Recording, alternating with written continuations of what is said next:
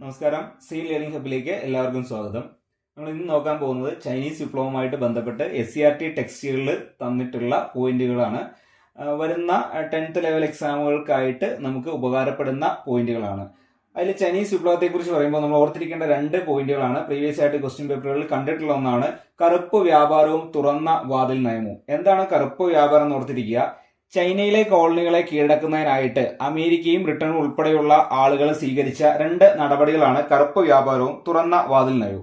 അതില് ബ്രിട്ടൻ ഈ പറയുന്ന ചൈനയിലേക്ക് കറുപ്പ് അല്ലെങ്കിൽ ഒപ്പിയം കൂടുതലായിട്ട് കയറ്റുമതി ചെയ്ത് ചൈനയെ മാനസികമായിട്ട് കീഴടക്കുന്ന ഒരു തന്ത്രമായിരുന്നു കറുപ്പ് വ്യാപാരം എന്നതുകൊണ്ട് ഉദ്ദേശിക്കുന്നത്.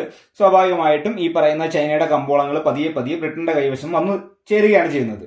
രണ്ടാമത്തേത് തുറന്ന വാതിൽ നയം അല്ലെങ്കിൽ ഓപ്പൺ ഡോർ പോളിസി. അത് നടപ്പിലാക്കിയത് ആരാണ്? ഓർത്തിരിക്കുക, അമേരിക്കയാണ്. ആ സമയത്തെ അമേരിക്കൻ സ്റ്റേറ്റ് സെക്രട്ടറി ആയിരുന്ന ജോൺ ഹേ നടപ്പിലാക്കിയ പദ്ധതിയാണിത് തുറന്ന വാതിൽ നയം. അപ്പോൾ ഓർത്തിരിക്കുക, തുറന്ന വാതിൽ നയം ഏത് വിപ്ലവവുമായിട്ട് ബന്ധപ്പെട്ടതാണ്? ചൈനീസ് വിപ്ലവവുമായിട്ട് ബന്ധപ്പെട്ടതാണ്.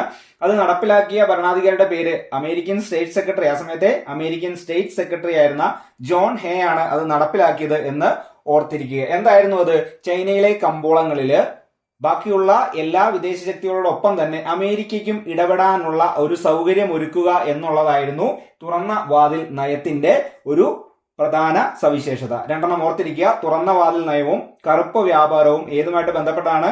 ചൈനീസ് വിപ്ലവവുമായിട്ട് ബന്ധപ്പെട്ടതാണ് എന്ന് ഓർത്തിരിക്കുക. അടുത്ത ഒരു പോയിന്റ് നമുക്കറിയാം, മഞ്ജു രാജവംശം. പ്രീവിയസ് ക്വസ്റ്റ്യൻ ഇങ്ങനെ തന്നെ വന്നിട്ടുണ്ട്. ഏത് രാജവംശം, ഏത് വിപ്ലവവുമായി അല്ലെങ്കിൽ ഏത് രാജ്യവുമായി ബന്ധപ്പെട്ടതാണ് മഞ്ജു രാജവംശം? ഓർത്തിരിക്കുക, ചൈനയുമായി ബന്ധപ്പെട്ടാണ് അല്ലെങ്കിൽ ചൈനീസ് വിപ്ലവവുമായി ബന്ധപ്പെട്ടാണ് മഞ്ജു രാജവംശം നമ്മൾ കൂടുതലായിട്ട് കേൾക്കുന്നത്. ഈ കാലഘട്ടത്തിലെല്ലാം ചൈന ഭരിച്ചിരുന്നത് മഞ്ജു രാജവംശത്തിൽ പെട്ട ആളുകളായിരുന്നു.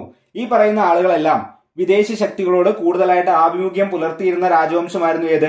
മഞ്ജു രാജവംശം. സ്വാഭാവികമായിട്ടും ഈ പറയുന്ന വിദേശ ശക്തികൾക്ക് ചൈനയിൽ ഇടപെടാനുള്ള ഒരു സാഹചര്യം ഒരുക്കി കൊടുത്തിരുന്നു?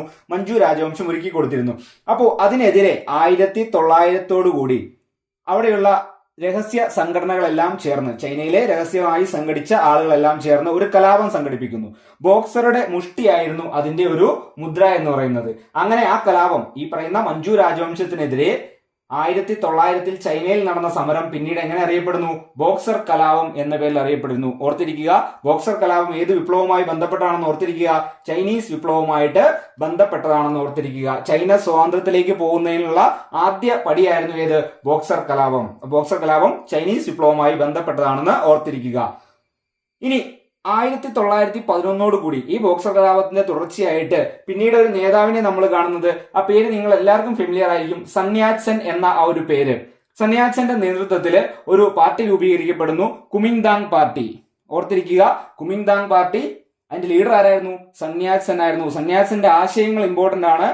ദേശീയതയിലും സോഷ്യലിസത്തിലും ജനാധിപത്യത്തിലും ഊന്നിയ ഈ 3 പോയിന്റുകൾ അത് തന്നെ എടുത്തു തന്നെ പലപ്പോഴായിട്ട് ചോദിച്ചിട്ടുണ്ട്. ദേശീയത, സോഷ്യലിസം, ജനാധിപത്യം എന്ന ആശയങ്ങളിൽ ഊന്നിക്കൊണ്ട് സൺയാറ്റ്സൻ രൂപീകരിച്ച പാർട്ടിയാണ് ഏത്? Kuomintang party. ഓർത്തിരിക്കുക, കുമിങ്താങ് പാർട്ടി.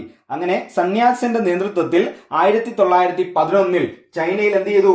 ഈ പറയുന്ന മഞ്ജു രാജവംശത്തെ പുറത്താക്കിക്കൊണ്ട് ഒരു റിപ്പബ്ലിക്കൻ ഭരണം സ്ഥാപിക്കപ്പെടുന്നു. അങ്ങനെ 1911 ചൈന റിപ്പബ്ലിക് ആവുന്നുണ്ട്. വർഷം ഓർത്തിരിക്കുക, ചൈന റിപ്പബ്ലിക് ആവുന്ന വർഷം 1911. പക്ഷേ ചൈന ജനകീയ റിപ്പബ്ലിക് ആവുന്ന വർഷം ഏതെന്ന് ചോദിച്ചു കഴിഞ്ഞാൽ ഒരിക്കലും 1911 അല്ല.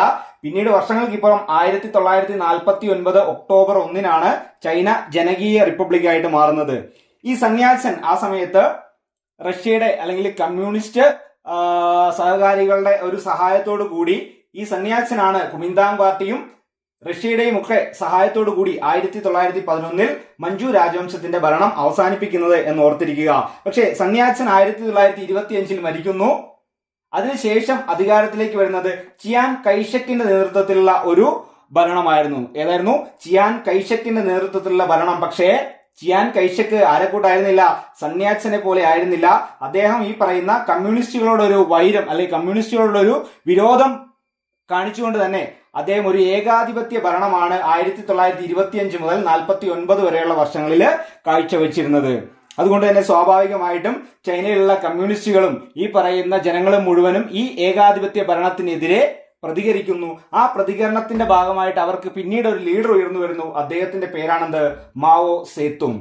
അങ്ങനെ മാവോ സേതുങ്ങിന്റെ നേതൃത്വത്തിൽ കമ്മ്യൂണിസ്റ്റുകൾ ഉൾപ്പെടെ കൂടിച്ചേർന്ന് ആർക്കെതിരെ സമരം നടത്തുന്നു? ചിയാൻ കൈഷക്കിനെതിരെ ഒരു സമരം നടത്തുന്നു. ആ സമരത്തില് ഏറ്റവും ഇമ്പോർട്ടന്റ് ആയിട്ടുള്ള ഒരു ഭാഗമാണ് ലോങ് മാർച്ച്. ക്വസ്റ്റ്യൻ നിങ്ങൾ പലപ്പോഴും കേട്ടിട്ടുണ്ടാവും. ലോങ് മാർച്ച് എന്തുമായി ബന്ധപ്പെട്ടതാണ്? ചൈനീസ് വിപ്ലവവുമായിട്ട് ബന്ധപ്പെട്ടതാണ്. വർഷം അത്രയും ഇമ്പോർട്ടന്റ് ആണ്. വർഷം 1934. ഓർത്തിരിക്കുക, 1934. Long March 1934. എവിടം മുതൽ എവിടം വരെ ആയിരുന്നു? അതും ചോദിച്ചിട്ടുണ്ട്. ചൈനയിലെ കിയാൻസി മുതൽ യനാൻ വരെയാണ്. 12,000 കിലോമീറ്റർ സഞ്ചരിച്ചുകൊണ്ട് ലോങ് മാർച്ച് സംഘടിപ്പിച്ചത് ആരാണ്?